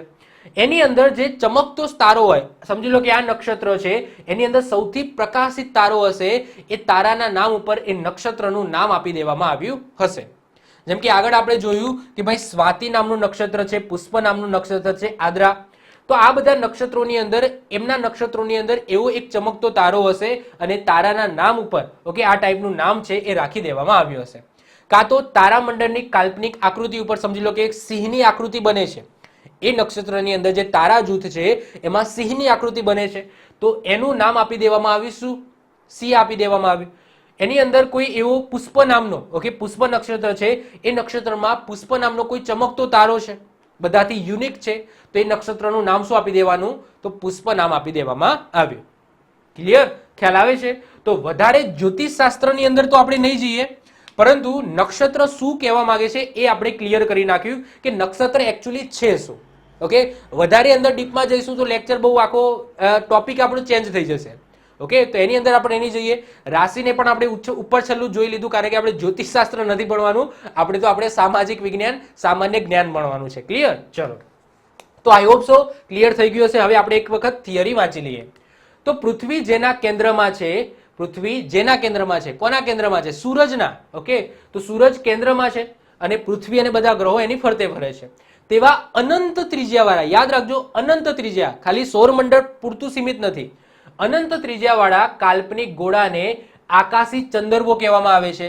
અને આ આકાશી ચંદ્રવાને 27 એક સરખા ભાગ કરીએ તો દરેક ભાગને નક્ષત્ર કહેવામાં આવે છે. પ્રત્યેક નક્ષત્રનો કોણીય વિસ્તાર 360 ડિગ્રી ભાગ્યા 27 એટલે કે 13°20'. ઓકે, 13°20' આવું બોલવામાં આવે છે. નક્ષત્રનું નામકરણ છે એ આવેલા તારામંડળની કાલ્પનિક આકૃતિ અને કોઈ તેજસ્વી તારો હોય એના નામ ઉપર કરવામાં આવે છે. આ નક્ષત્રો પૈકી પુષ્પ, સ્વાતિ, આદ્રા નક્ષત્રો ખૂબ પ્રચલિત છે. 27 યાદ ના રાખતા, ગોખવાના બેસી જતા. હવે આ ઇમ્પોર્ટન્ટ છે, તમને એક્ઝામની અંદર આ બે ક્વેશ્ચનો પૂછાશે કે જે ચંદ્ર છે એ એક નક્ષત્રમાં કેટલા દિવસ રહે છે? તો એક દિવસ રહે છે. કેમ? કારણ કે ચંદ્રને ક્રાંતિ વૃત્ત ઉપર ઓકે ફરવા માટે, અંતર કાપવા માટે પણ કેટલું અંતર લાગે છે? તો 13.20 છે, એટલે કે 13°20' જેટલું અંતર લાગે છે. એટલા માટે જે ચંદ્ર છે એ ચંદ્ર પણ ઓકે એક નક્ષત્રમાં કેટલા દિવસ રહે છે? એક દિવસ રહે છે. વાત કરીએ સૂર્યની, તો સૂર્ય એક નક્ષત્રમાં કેટલા દિવસ રહે છે? તો યાદ રાખજો 13.5 દિવસ, એટલે કે 13.5 દિવસ રહે છે. તમને એક્ઝામમાં આવું પૂછાશે કે સૂરજ છે એ એક નક્ષત્રમાં કેટલા દિવસ રહે છે? તો 13.5 દિવસ રહે છે. જ્યારે જ્યોતિષી જોડે જોઈએ એટલે કહેતા આવીએ છે ને કે તમારા જે સૂરજ છે એ સૂરજ આ નક્ષત્રમાંથી આ નક્ષત્રમાં ગયો છે તો આ વ્યક્તિને વધારે લાભ થશે, આ રાશિવાળાને વધારે લાભ થશે, તો આવું બોલતા આવીએ છીએ. તો એ જ્યોતિષ શાસ્ત્ર છે, એની અંદર પડવાની જરૂર નથી. જસ્ટ આપણે આટલું યાદ રાખી લઈશું કે સૂરજ એક નક્ષત્રમાં 13.5 દિવસનો સમય ગુજારે છે અને ચંદ્ર છે એ એક નક્ષત્રમાં એક દિવસનો સમય ગુજારે છે. ક્લિયર? ચલો, તો આઈ હોપ સો નક્ષત્ર તમને ખ્યાલ આવી ગયો હશે. ઓકે, ચલો હવે વાત કરીએ છીએ નેક્સ્ટ ઉપર આવીએ, એ છે તારાઓ. આમ તો જે સૂરજ ભણાવ્યો છે એ સૂરજની અંદર તારાનું બંધારણ કઈ રીતના હોય છે એ તમને આઈડિયા તો આવી જ ગયો હશે. કારણ કે આપણે જોયું હતું કે ભાઈ તારા ચમકે છે, જેટલા પણ તારા કોને કહીશું? જે ચમકતા હોય એને જ તારા કહીશું. મતલબ કે એવા અવકાશી પદાર્થ જે પોતે પ્રકાશિત હોય છે તો એને જ આપણે સ્ટાર કહીશું, તારા કહીશું. બાકીના કોઈને પણ આપણે તારા કહીશું નહીં. તો તારાની રચના કઈ રીતના હોય છે? તો સૂરજનું આપણે બંધારણ ભણ્યા હતા, સૂરજ કઈ રીતના ચમકે છે, સૂરજની ગરમી ક્યાંથી આવે છે, એ બધું આપણે ઓલરેડી આગળ ડિસ્કશન કરી ગયા છે. તો તારાનું બંધારણ પણ એ જ હશે. તો હું એક લીટીમાં કહી દઉં છું કે તારાની અંદર સતત ચાલતી સંલયન પ્રક્રિયાના કારણે હાઇડ્રોજનના 2 અણુઓ ભેગા થઈને હિલિયમનો અણુ બનાવે છે અને જે ઉર્જા ઉત્પન્ન થાય છે એના કારણે ઓકે એ જે તારો છે એ પ્રકાશિત બને છે અને પોતે ગરમી અથવા તો ઉર્જા છે એ ઉત્પન્ન કરે છે. હવે તારાની વાત કરીએ તો તારાની પણ અવસ્થા હોય છે અને તારાની અવસ્થાના આધારે એના 3 પ્રકાર પાડવામાં આવે છે. કઈ રીતના? તો એક તો યુવાન તારો, જેમ કે વાત કરીએ આપણો સૂરજ, તો સૂરજ યુવાન તારો છે. કેમ? કારણ કે હજુ સુધી એનામાં હાઇડ્રોજન વધારે છે, હિલિયમનું પ્રમાણ ઓછું છે. હજુ તો ઘણા વર્ષો નહીં, કરોડો વર્ષો જતા રહેશે એટલા હાઇડ્રોજનનું હિલિયમની અંદર રૂપાંતરણ થવા માટે. તો હજુ તો એ યુવાન અવસ્થામાં છે. એક તો યુવાન અવસ્થા, અને જે યુવાન અવસ્થામાં તારો હશે એ સૌથી વધારે પ્રકાશિત હશે. બીજા નંબરે આવશે વૃદ્ધ તારો. તો વૃદ્ધ એ પ્રમાણમાં ઓછો પ્રકાશિત હશે. કેમ ઓછો હશે? કારણ કે એ સમજી લો કે 50-50 ની અંદર આવી ગયો હશે, એટલે કે એના 50% હાઇડ્રોજન છે એનું હિલિયમની અંદર રૂપાંતરણ થઈ ગયું હશે, તો એ ઓછો પ્રકાશિત હશે આની કમ્પેરિઝનમાં. અને મૃત તારા એટલે કે મરવા આવેલા તારા, જેની અંદર સૌથી ઓછો પ્રકાશ હશે. કેમ? કારણ કે એન્ડિંગ ઉપર આવી ગયો છે. હવે તારાની અંદર વધારે હાઇડ્રોજન નથી બચ્યો, હવે થોડો જ હાઇડ્રોજન છે. એ ટૂંક જ સમયની અંદર હિલિયમની અંદર રૂપાંતરણ થઈ જશે અને એ તારો છે પછી મૃત થઈ જશે અને પછી મોટો એવો ધડાકો થશે, વિસ્ફોટ થશે. યાદ રાખજો, જે સમયે દરેક હાઇડ્રોજન, બધા હાઇડ્રોજનનું હિલિયમની અંદર રૂપાંતરણ થઈ ગયું, એના પછી એ તારો છે એની અંદર જબરજસ્ત વિસ્ફોટ થશે. એ આગળ આપણે વાત કરીએ છીએ અને એનાથી જ એને સુપરનોવા કહેવામાં આવે છે અને એનાથી જ બ્લેક હોલ છે એની રચના થાય છે. સમજીએ આગળ. તો મૃત તારા એટલે કે 3 ટાઈપના તારા હોય. હવે મૃત તારાની વાત કરીએ તો મૃત તારાને પણ 2 ભાગની અંદર, 2 પ્રકારની અંદર ડિવાઈડ કરવામાં આવ્યા છે. એક છે ગુરુત્વાકર્ષણ બળના આધારે પ્રકાર અને બીજો છે તારાના વિસ્ફોટના આધારે પ્રકાર. સૌથી પહેલા આપણે ગુરુત્વાકર્ષણ બળના આધારે પ્રકાર જોઈએ તો એ આવે છે, પહેલો આવે છે વામન તારો. વામનનો મતલબ થાય નાનો. કહેવાય છે કે વિષ્ણુ ભગવાને વામન અવતાર લીધું હતું, એટલે કે નાના બાળકનું અવતાર લીધું હતું. તો વામન એટલે કે નાનો એવો તારો, જેની અંદર ગુરુત્વાકર્ષણ બળ પણ ઓછું હશે અને એની સાઈઝ છે તારાની એ પણ ઓછી હશે. બીજા નંબરે આવે છે ન્યુટ્રિનો. શું આવે છે? ન્યુટ્રિનો, જે મધ્યમ આકારનો હશે અને મધ્યમ ગુરુત્વાકર્ષણ બળ ધરાવતો હશે. અને ત્રીજા નંબરે આવે છે બ્લેક હોલ. અને બ્લેક હોલ એટલે એવો તારો, એવો મૃત તારો જે સૌથી વધારે ગુરુત્વાકર્ષણ બળ ધરાવતો હશે. મતલબ કે કહેવાય કે સૂરજથી પણ આ મેક્સિમમ ગુરુત્વાકર્ષણ બળ ધરાવતો હોય, જેને બ્લેક હોલ કહેવામાં આવે છે. આગળ એને ડીપમાં આપણે ભણીએ. એના પછી તારાના વિસ્ફોટના આધારે 2 પ્રકાર પાડવામાં આવે છે. એક આવે છે નોવા અને બીજો આવે છે સુપરનોવા. હવે નોવા શું છે, સુપરનોવા શું છે એ સમજીએ. તો તારાનો અમુક ભાગ મૃત થઈ જાય તો એને નોવા કહેવામાં આવે. પરંતુ તારો છે એ સંપૂર્ણપણે લુપ્ત કહેવાય કે મૃત થઈ જાય, એટલે કે ટોટલ જેટલા હાઇડ્રોજન છે એનું હિલિયમમાં રૂપાંતરણ થઈ જાય તો એના શું થાય છે? સુપરનોવા. સુપરનોવા એટલે શું થાય? સુપરનોવા એટલે કે મોટો એવો ધડાકો કરવો, મોટો વિસ્ફોટ, તો એને સુપરનોવા કહેવામાં આવે. એટલે કે જ્યારે બધા હાઇડ્રોજનનું હિલિયમમાં રૂપાંતરણ થઈ જશે ત્યારે મોટો ધડાકો થશે અને એને શું કહેવામાં આવે છે? સુપરનોવા કહેવામાં આવે છે. હવે આગળ વધતા પહેલા આપણે આ જે 2 વસ્તુ છે નોવા અને સુપરનોવા, એને ફટાફટ ભણી લઈએ. ઓકે, એના પછી આપણે આગળ વધીશું, મતલબ કે એના પછી બ્લેક હોલ ઉપર જઈશું. આ બાજુ તમને જોવા મળશે નોવા છે અને આ છે સુપરનોવા. સૌથી પહેલા આપણે નોવા સમજી લો. તો નોવા એટલે શું કે આ જો તારો છે, આ એક તારો છે, સમજી લો કે સૂરજના જેવો જ એક તારો છે. એમાં તમે જોશો કે આજુબાજુ આમ પ્રકાશિત છે, પણ જે વચ્ચેનો ભાગ છે ને એ થોડો ડાર્ક છે. કેમ ડાર્ક છે? કારણ કે આ જે ભાગ છે આ ભાગ ઉપર હવે હાઇડ્રોજન બચ્યો નથી. આ ભાગના હાઇડ્રોજનનું હિલિયમની અંદર રૂપાંતરણ થઈ ગયું છે. એટલે કે આ જગ્યાએ જે સંલયનની પ્રક્રિયા છે, 2 હાઇડ્રોજન ભેગા થવાથી જે હિલિયમ બનવાની પ્રક્રિયા છે એ અહીંયા હવે નથી થતી. આ ભાગ છે એ મૃત બની ગયો છે. તો આ એવી સ્થિતિ જેમાં આખો જે તારો છે એ મૃત નથી થઈ ગયો, પરંતુ એનો અમુક ભાગ મૃત થઈ ગયો છે. એટલે કે અમુક ભાગમાં જે સંલયનની પ્રક્રિયા હતી, જે ઉર્જા ઉત્પન્ન થવાની પ્રક્રિયા હતી એ રોકાઈ ગઈ છે, એટલે કે સ્થિત થઈ ગઈ છે. એ જગ્યાએ હાઇડ્રોજનનું પ્રમાણ પતી ગયું છે, ત્યાં બધા હિલિયમ આવી ગયા છે. બીજી બધી જગ્યાએ તમને હાઇડ્રોજન જોવા મળશે, ત્યાંથી ઉર્જા ઉત્પન્ન થશે, પણ અમુક ભાગમાં થશે નહીં. તો એને શું કહેવામાં આવે છે? નોવા કહેવામાં આવે છે. આ સ્થિતિને નોવા કહેવામાં આવે. એટલે કે તારાનો અમુક ભાગમાં હાઇડ્રોજનનું પ્રમાણ હિલિયમમાં રૂપાંતરણ થઈ જવાથી એ ભાગ છે એ મૃત બની જાય છે, જેને નોવા કહેવામાં આવે. હવે વાત કરીએ સુપરનોવા. સુપરનોવા કોને કહીશું? તો તારાના સંપૂર્ણ હાઇડ્રોજનનું હિલિયમમાં રૂપાંતરણ થયા બાદ મોટો વિસ્ફોટ થાય છે અને તારો છે સંપૂર્ણ કેવો થઈ જાય છે? મૃત બની જાય છે. અને સુપરનોવા પછી બ્લેક હોલમાં પરિણમે છે. એ બ્લેક હોલ હમણાં જોઈએ છે. શું કહેવા માંગે છે? જુઓ કે આ જે તારો હતો, આ જ તારાનો અહીંયા તમે વાત કરો તો એવો એક સમય આવશે કે બધા જે હાઇડ્રોજન છે એનું હિલિયમની અંદર રૂપાંતરણ થઈ જશે. તો હિલિયમની અંદર રૂપાંતરણ થયા પછી શું થશે? આની અંદર વિસ્ફોટ થશે. આ વિસ્ફોટ થયો છે, જુઓ આ વિસ્ફોટ થયો છે. ઓકે, ભડાકો થશે અને ભડાકાના કારણે આખો જે તારો છે એ તૂટી જશે. આખો તારો શું થશે? તૂટી જશે. જો આવી ઘટના છે ને બહુ જ લાંબા અંતરે થાય છે અને આપણી નજરોની સામે તો નથી થતી. ઓકે, અહીંયાથી પૃથ્વીથી આવી રીતના આ બધી વસ્તુ જોઈ ના શકાય. આ બધી વસ્તુ અવકાશમાં થાય છે અને હજારો કરોડો વર્ષો પછી થાય છે. એટલે સૂરજ જો ક્યારનો છે તો પણ હજુ જે હાઇડ્રોજન છે એનું પ્રમાણ 97% છે. એટલે કે કેટલો યુવાન છે, તો હજુ તો કેટલા વર્ષો, અજબો વર્ષો જશે, એના પછી આ સુપરનોવાની ઘટના થશે સૂરજની અંદર. હજુ તો અજબો વર્ષો નીકળી જવાના છે. તો આ ટાઈપનો શું થશે, મોટો એક વિસ્ફોટ થશે, મોટો વિસ્ફોટ થશે અને એને શું કહેવામાં આવે છે, સુપરનોવા કહેવામાં આવે છે. તો સુપરનોવાની ઘટના ક્યારે થાય, જ્યારે સંપૂર્ણ હાઇડ્રોજનનું હિલિયમમાં રૂપાંતરણ થઈ જાય અને સંપૂર્ણ જે તારો છે એ મૃત બની જાય. ઓકે, સંપૂર્ણ તારો મૃત બની જાય, એના પછી આ સુપરનોવાની ઘટના થશે. હવે જોઈએ કે આ સુપરનોવાની ઘટના થાય એના પછી બ્લેક હોલ બને છે. તો આ બ્લેક હોલ કોને કહેવામાં આવે છે એ હવે આપણે સમજીએ કે બ્લેક હોલ શું છે. ઘણા બધા લોકોને આની અંદર ઘણી બધી કન્ફ્યુઝન હોય છે કે આ સાલું બ્લેક હોલ છે શું, આ બ્લેક હોલ એટલે કે કાળી વસ્તુ એ છે શું. બધા લોકો કહેતા હોય છે કે બ્લેક હોલની અંદર કોઈ વસ્તુ જતી રહે એના પછી પાછી જ નથી આવતી, એક વખત ગયું તો ગયું, પછી આપણને ખબર જ નથી પડતી કે બ્લેક હોલની અંદર ગયા પછી શું થાય છે. તો આ બ્લેક હોલ છે શું એ વસ્તુ થોડી સમજી લઈએ. જો સૌથી પહેલા હું થોડી ઇમેજ બતાવું જેનાથી તમને થોડું આઈડિયા આવી જાય કે બ્લેક હોલ શું છે.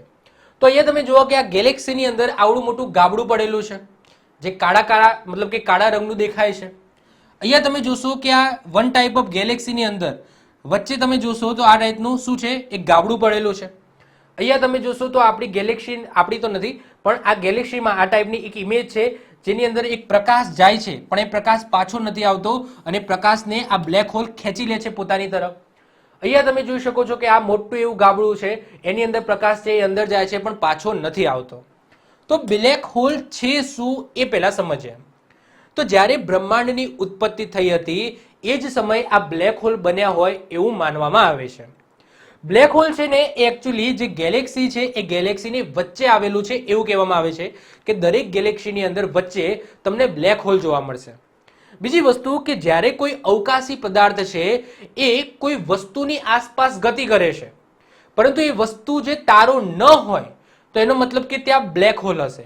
ખબર ના પડી. જો જેમ કે આપણું સૂરજ છે આ રીતના અને આપણી પૃથ્વી છે એ સૂરજની આસપાસ આ રીતના ગતિ કરે છે, બીજા ગ્રહો છે એ પણ સૂરજની આસપાસ આ રીતના ગતિ કરે છે. હવે આપણે ટેલિસ્કોપથી એવું એક જાણવા મળ્યું કે આ બધા જે ગ્રહો છે એ આસપાસ ગતિ કરે છે, ગ્રહો આ રીતના ગોળ ગોળ ફરે છે પરંતુ સેન્ટરમાં સૂરજ લાગતો નથી, મતલબ કે સૂરજ દેખાતો નથી, સૂરજ અથવા તો કોઈ તારો દેખાતો નથી. આપણે ટેલિસ્કોપની અંદરથી જોયું કે ભાઈ દૂર ક્યાંક જે ગ્રહો છે એ ગ્રહો આ રીતના ફરે છે, ગ્રહો ક્યાંક આ રીતના ફરતા હોય છે પરંતુ કેન્દ્રમાં સૂરજ કે કોઈ તારો નથી રહેલો. એનો મતલબ કે સેન્ટરમાં શું રહેલું હશે, બ્લેક હોલ રહેલું હશે, તો જ આ જે ગ્રહો છે અને તારાઓ છે એ ફરતા હશે. હવે તમારા માઇન્ડની અંદર ક્વેશ્ચન થાય કે સાહેબ આ તારા તમે જુઓ છો ટેલિસ્કોપમાં તો આ બ્લેક હોલ ના દેખાય? ના દેખાય. કેમ? જો એનું ઉદાહરણ છે. મારા હાથમાં આ બોટલ છે, આ બોટલ મને કેમ દેખાય છે? બોટલ એટલા માટે દેખાય છે કે પ્રકાશ છે એ આના ઉપર પડે છે અને ત્યાંથી પરાવર્તિત થઈને મારી આંખમાં જાય છે, એટલા માટે આ જે બોટલ છે એ મને દેખાય છે. પરંતુ બ્લેક હોલ એવી વસ્તુ છે જેની અંદર પ્રકાશ ગયા પછી એ પાછો આવતો જ નથી. મતલબ કે કોઈ સૂરજ કે કોઈ તારાનું કિરણ આ બ્લેક હોલની અંદર ગયું તો એમાંથી પાછું જ નથી આવતું. જો પાછું આવે તો આપણને દેખાય ને કે આવી કોઈ વસ્તુ છે, પાછું આવે તો આપણને દેખાય ને કે આવી કોઈ વસ્તુ એક્ઝિસ્ટ કરે છે, પરંતુ એની અંદર ગયેલી વસ્તુ રિટર્ન આપણા જોડે આવતી જ નથી. આ બોટલ છે, સૂરજ છે, સોરી ચોપડી છે, પછી અહીંયા કેમેરો છે, મને એટલા માટે દેખાય છે કે પ્રકાશનું પરાવર્તિત થઈને મારી આંખમાં જાય છે ત્યારે મને એ વસ્તુ દેખાય છે કે ભાઈ હા ભાઈ સામે કેમેરો છે, એ બોટલ છે, એ કમ્પ્યુટર છે, એ પુસ્તકો છે, એટલા માટે દેખાય છે. પરંતુ સમજી લો કે કેમેરો છે એ આ પ્રકાશનું શોષણ કરી લેતો હોય, ત્યાંથી કિરણ પરાવર્તિત થઈને મારી આંખમાં આવતું જ ના હોય તો મને કેમેરો દેખાવાનો જ નથી. એટલા માટે આ બ્લેક હોલ છે એ આપણે નરી આંખે પણ નથી જોઈ શકતા, ઇવન ટેલિસ્કોપથી પણ નથી જોઈ શકતા. આપણને એટલું ખબર પડે કે કોઈ વસ્તુ છે વચ્ચે અને એની આસપાસ આ બધા જે ગ્રહો છે અથવા તો જે તારાઓ છે અથવા તો જે વસ્તુઓ છે ગોળ ગોળ ફરે છે, પરંતુ કેન્દ્રમાં સૂરજ નથી, સૂરજ દેખાતો નથી અથવા તો કોઈ તારો દેખાતો નથી, તો એનો મતલબ એ બ્લેક હોલની ફરતે ગતિ કરે છે. બ્લેક હોલનું ગુરુત્વાકર્ષણ બળ એટલું બધું છે કે એની આજુબાજુ રહેલા જે તારાઓ છે એને પોતાની અંદર સમાવી લેશે, ઇવન પ્રકાશ છે એ પ્રકાશને પણ પોતાની અંદર સમાવી લેશે. તો બ્લેક હોલ કંઈક આવી વસ્તુ છે. હવે આપણે થિયરિકલ સમજીએ કે શું કહેવા માંગે છે. બ્લેક હોલનું ગુરુત્વાકર્ષણ બળ એટલું વધારે છે કે તેની આપાત થતા, ઓકે, તેના ઉપર આપાત થતા પ્રકાશને પણ ખેંચી લે છે. અને બહાર નથી આવવા દેતો, એ પ્રકાશનું પરાવર્તિત થઈને પાછો નથી આવતો, જેથી કાળા રંગનો દેખાય છે અને એટલા માટે એને બ્લેક હોલ કહેવામાં આવે છે. મતલબ કે જે તમને એ તો ખબર હશે કે જે કાળો રંગ છે એ શું કરે છે, પ્રકાશનું શોષણ કરી નાખે છે. કાળો રંગ એ પ્રકાશનું શોષણ કરી નાખે અને એટલા માટે એ બ્લેક કલરનો દેખાય. વ્હાઈટ રંગ છે એ દરેક જે પારજાંબલી કિરણો છે એનું પરાવર્તિત કરી નાખે, એટલા માટે વ્હાઈટ દેખાય છે. તો કાળા રંગનો દેખાય છે એટલા માટે એને બ્લેક હોલ કહેવામાં આવે છે. ગુરુત્વાકર્ષણ બળના કારણે આસપાસના તારાઓને પણ પોતાની અંદર સમાવી લે છે, તેથી તે તારાભક્ષી પણ કહેવામાં આવે છે. હવે તમારા માઇન્ડની અંદર ક્વેશ્ચન થાય કે સાહેબ આ તારાઓ છે બ્લેક હોલની અંદર જતા રહ્યા તો પછી શું થાય છે? તો એનો આન્સર પણ આપણી પાસે નથી, કારણ કે હજુ કહું છું કે તારાઓ અંદર જતા રહ્યા પછી એ લુપ્ત થઈ ગયા છે. આપણે એના તરફ કોઈ પ્રકાશ મોકલ્યો પણ એ પરાવર્તિત થઈને પાછો આવે તો આપણને ખબર પડે કે એનું શું થયું. પાછો જ ના આવે તો શું ખબર પડે? જે રીતના રડાર સિસ્ટમ છે, પાણીની અંદર સોનાર સિસ્ટમ છે, એ સોનાર સિસ્ટમ કઈ રીતના કામ કરે છે? તો સોનાર સિસ્ટમમાં જે સબમરીન છે એ સબમરીન સોનાર એટલે કે જે અલ્ટ્રાવાયોલેટ જે રેજ છે એ ફેંકે છે અને સામે શિપ હોય તો તેને અથડાઈને પાછા આવે છે, એટલે એ સબમરીન વાળાને ખબર પડે છે કે ભાઈ સામે છે ને કોઈ વસ્તુ છે, કારણ કે આ જે કિરણો મેં છોડ્યા મારી સબમરીનમાંથી એ અથડાઈને પાછા આવ્યા, એનો મતલબ આગળ કંઈક વસ્તુ રહેલી છે.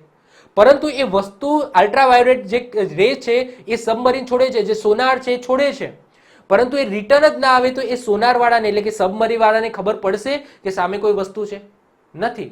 રડાર સિસ્ટમ એ રીતના કામ કરે છે, સોનાર સિસ્ટમ પણ એ રીતના કામ કરે છે, પરંતુ અહીંયા એ વસ્તુ પાછી જ નહીં આવતી. પરાવર્તિત થઈને પાછી આવે તો ખબર પડે કે અંદર સૂરજ છે કે જે તારા છે એ બધા ગયા ક્યાં અંદરથી. તો એ વસ્તુ આમાં પોસિબલ જ નથી. એટલા માટે આને બ્લેક હોલ કહેવામાં આવે છે, ભાઈ બધું સમાવી લે છે. સૌપ્રથમ બ્લેક હોલ શબ્દનો પ્રયોગ છે એ જ્હોન વ્હીલર દ્વારા કરવામાં આવ્યો હતો. પણ આગળ જતા આની જે થિયરી છે એકચ્યુઅલી બ્લેક હોલની એ આલ્બર્ટ આઇન્સ્ટાઈને આપી હતી. અવકાશમાં જો કોઈ ગ્રહ કે ઉપગ્રહ ચોક્કસ પ્રદક્ષિણા કરતો હોય અને કેન્દ્રમાં તારો કે સૂર્ય નથી તો એનો મતલબ ત્યાં બ્લેક હોલ હોવાની સંભાવના છે. મતલબ કે કોઈ ગ્રહ છે, કોઈ ઉપગ્રહ છે એ ચોક્કસ પ્રદક્ષિણા કરી રહ્યો છે અવકાશની અંદર અને સેન્ટરમાં ખબર પડે છે આપણને કે કોઈ તારા જેવું તો લાગતું નથી, તો એનો મતલબ ત્યાં શું રહેલું છે? બ્લેક હોલ રહેલાની સંભાવના છે. આગળ વાત કરીએ વિશ્વના પ્રસિદ્ધ વૈજ્ઞાનિક સ્ટીફન હોકિંગ્સ. આ સ્ટીફન હોકિંગ્સ દ્વારા કહેવામાં આવ્યું છે કે બ્લેક હોલમાંથી રેડિયેશન બહાર નીકળે છે, જેને હોકિંગ્સ રેડિયેશન કહેવામાં આવે છે. ઓકે, તો એવું એમના દ્વારા કહેવામાં આવ્યું હતું કે ભાઈ બ્લેક હોલ છે એમાંથી કંઈક રેડિયેશન નીકળે છે અને એ રેડિયેશનને શું કહેવામાં આવે છે? હોકિંગ્સ રેડિયેશન કહેવામાં આવે છે. આગળ વાત કરીએ વર્ષ 2019માં event horizon telescope EHT event horizon telescope દ્વારા સૌપ્રથમ બ્લેક હોલની તસવીર લેવામાં આવી હતી અને તસવીર કંઈક આવી હતી, મતલબ કે પ્રોપર તસવીર નથી. આપણને એવું લાગતું હતું કે ભાઈ વચ્ચે કાળા ડાઘા જેવું છે. તો એ સમયે આ ટાઈપની કોઈ તસવીર છે લેવામાં આવી હતી અને આ બ્લેક હોલ મેરિયર 87 નામની જે આકાશગંગા છે એ આકાશગંગાના કેન્દ્રમાં હતું. બ્લેક હોલ પૃથ્વીથી ઓકે આ જે બ્લેક હોલ છે મેરિયન 87 નામની જે આકાશગંગા છે એ આકાશગંગાના કેન્દ્રમાં આવેલું છે. ત્યાંથી પૃથ્વીનું અંતર 55 મિલિયન પ્રકાશ વર્ષ દૂર છે. યાદ રાખજો આ ક્વેશ્ચન પૂછાયેલો છે કે બ્લેક હોલ છે એને ગુજરાતીમાં કયા નામથી ઓળખવામાં આવે છે? તો કૃષ્ણ વિવર શબ્દનો ઉપયોગ થાય છે ગુજરાતીની અંદર. કૃષ્ણ વિવર એટલે કે બ્લેક હોલ.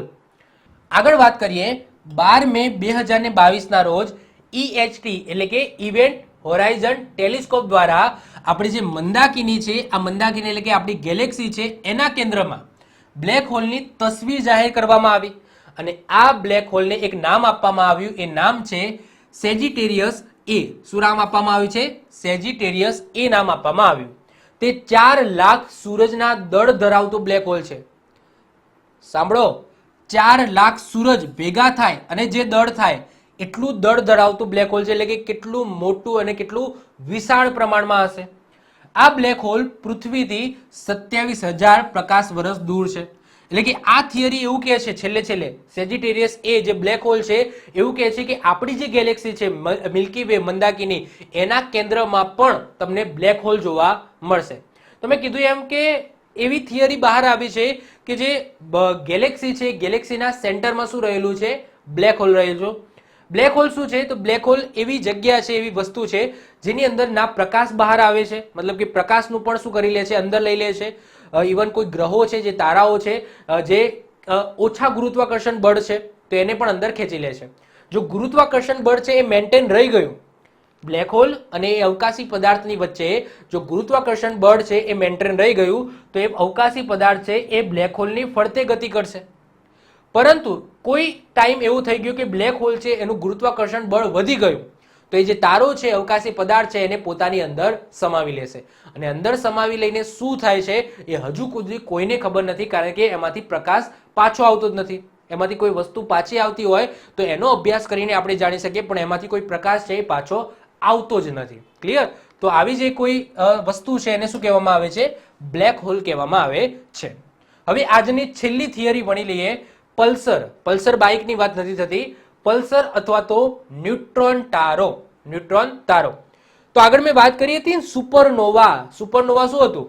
કે જ્યારે તારાની અંદર જે હાઇડ્રોજન છે એ હાઇડ્રોજનનું સંપૂર્ણ હિલિયમની અંદર રૂપાંતરણ થઈ જાય, એના પછી શું થાય છે? મોટો વિસ્ફોટ થાય છે, જેને સુપરનોવા કહેવામાં આવે છે.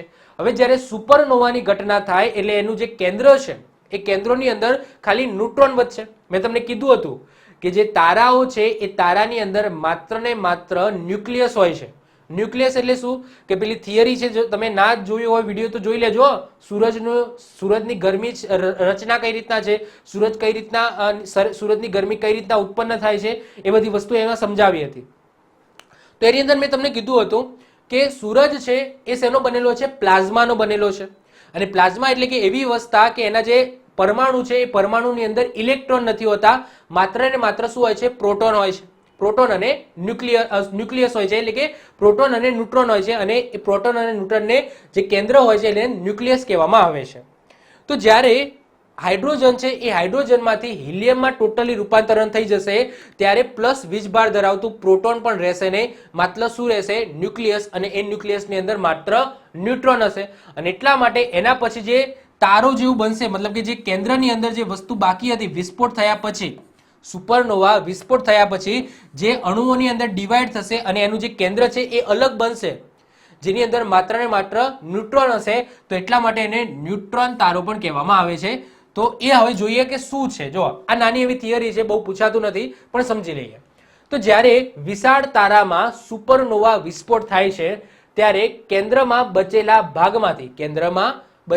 ભાગમાંથી ન્યુટ્રોન તારાનું નિર્માણ થાય છે.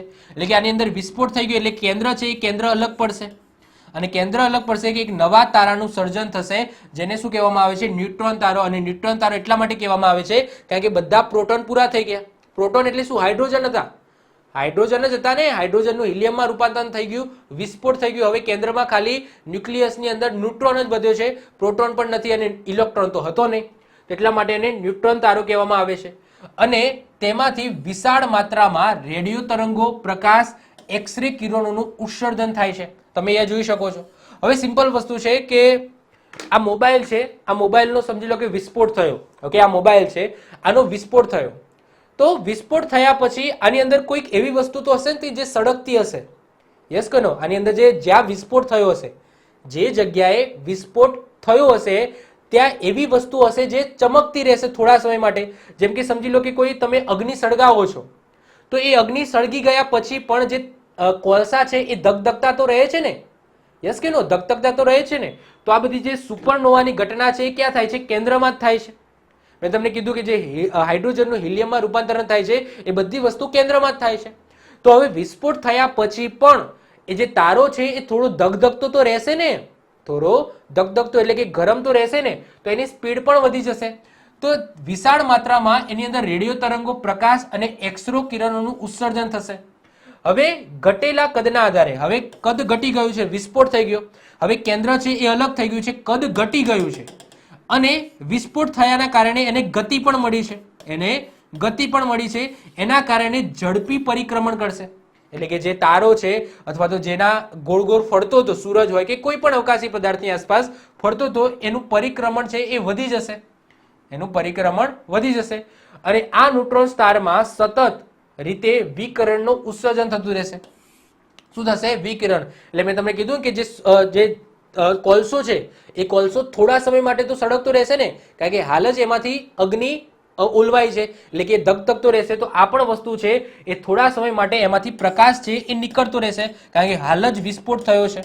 અને આ પ્રકાશ ક્યાં સુધી નીકળશે? તો 10 થી લઈને 100 લાખ વર્ષ સુધી નીકળશે, કારણ કે આ તો ઘટના અવકાશી છે અને બહુ મોટી ઘટના છે. તો આ જે પ્રકાશ છે 10 થી લઈને 100 લાખ વર્ષ સુધી, ઓકે, આ જે વચ્ચેનું જે કેન્દ્ર હતું જેમાં વિસ્ફોટ થયો છે એમાંથી પ્રકાશ નીકળતો જશે અને અંતે પછી એ અટકી જશે આટલા વર્ષ પછી અને સંપૂર્ણપણે મૃત થઈ જશે.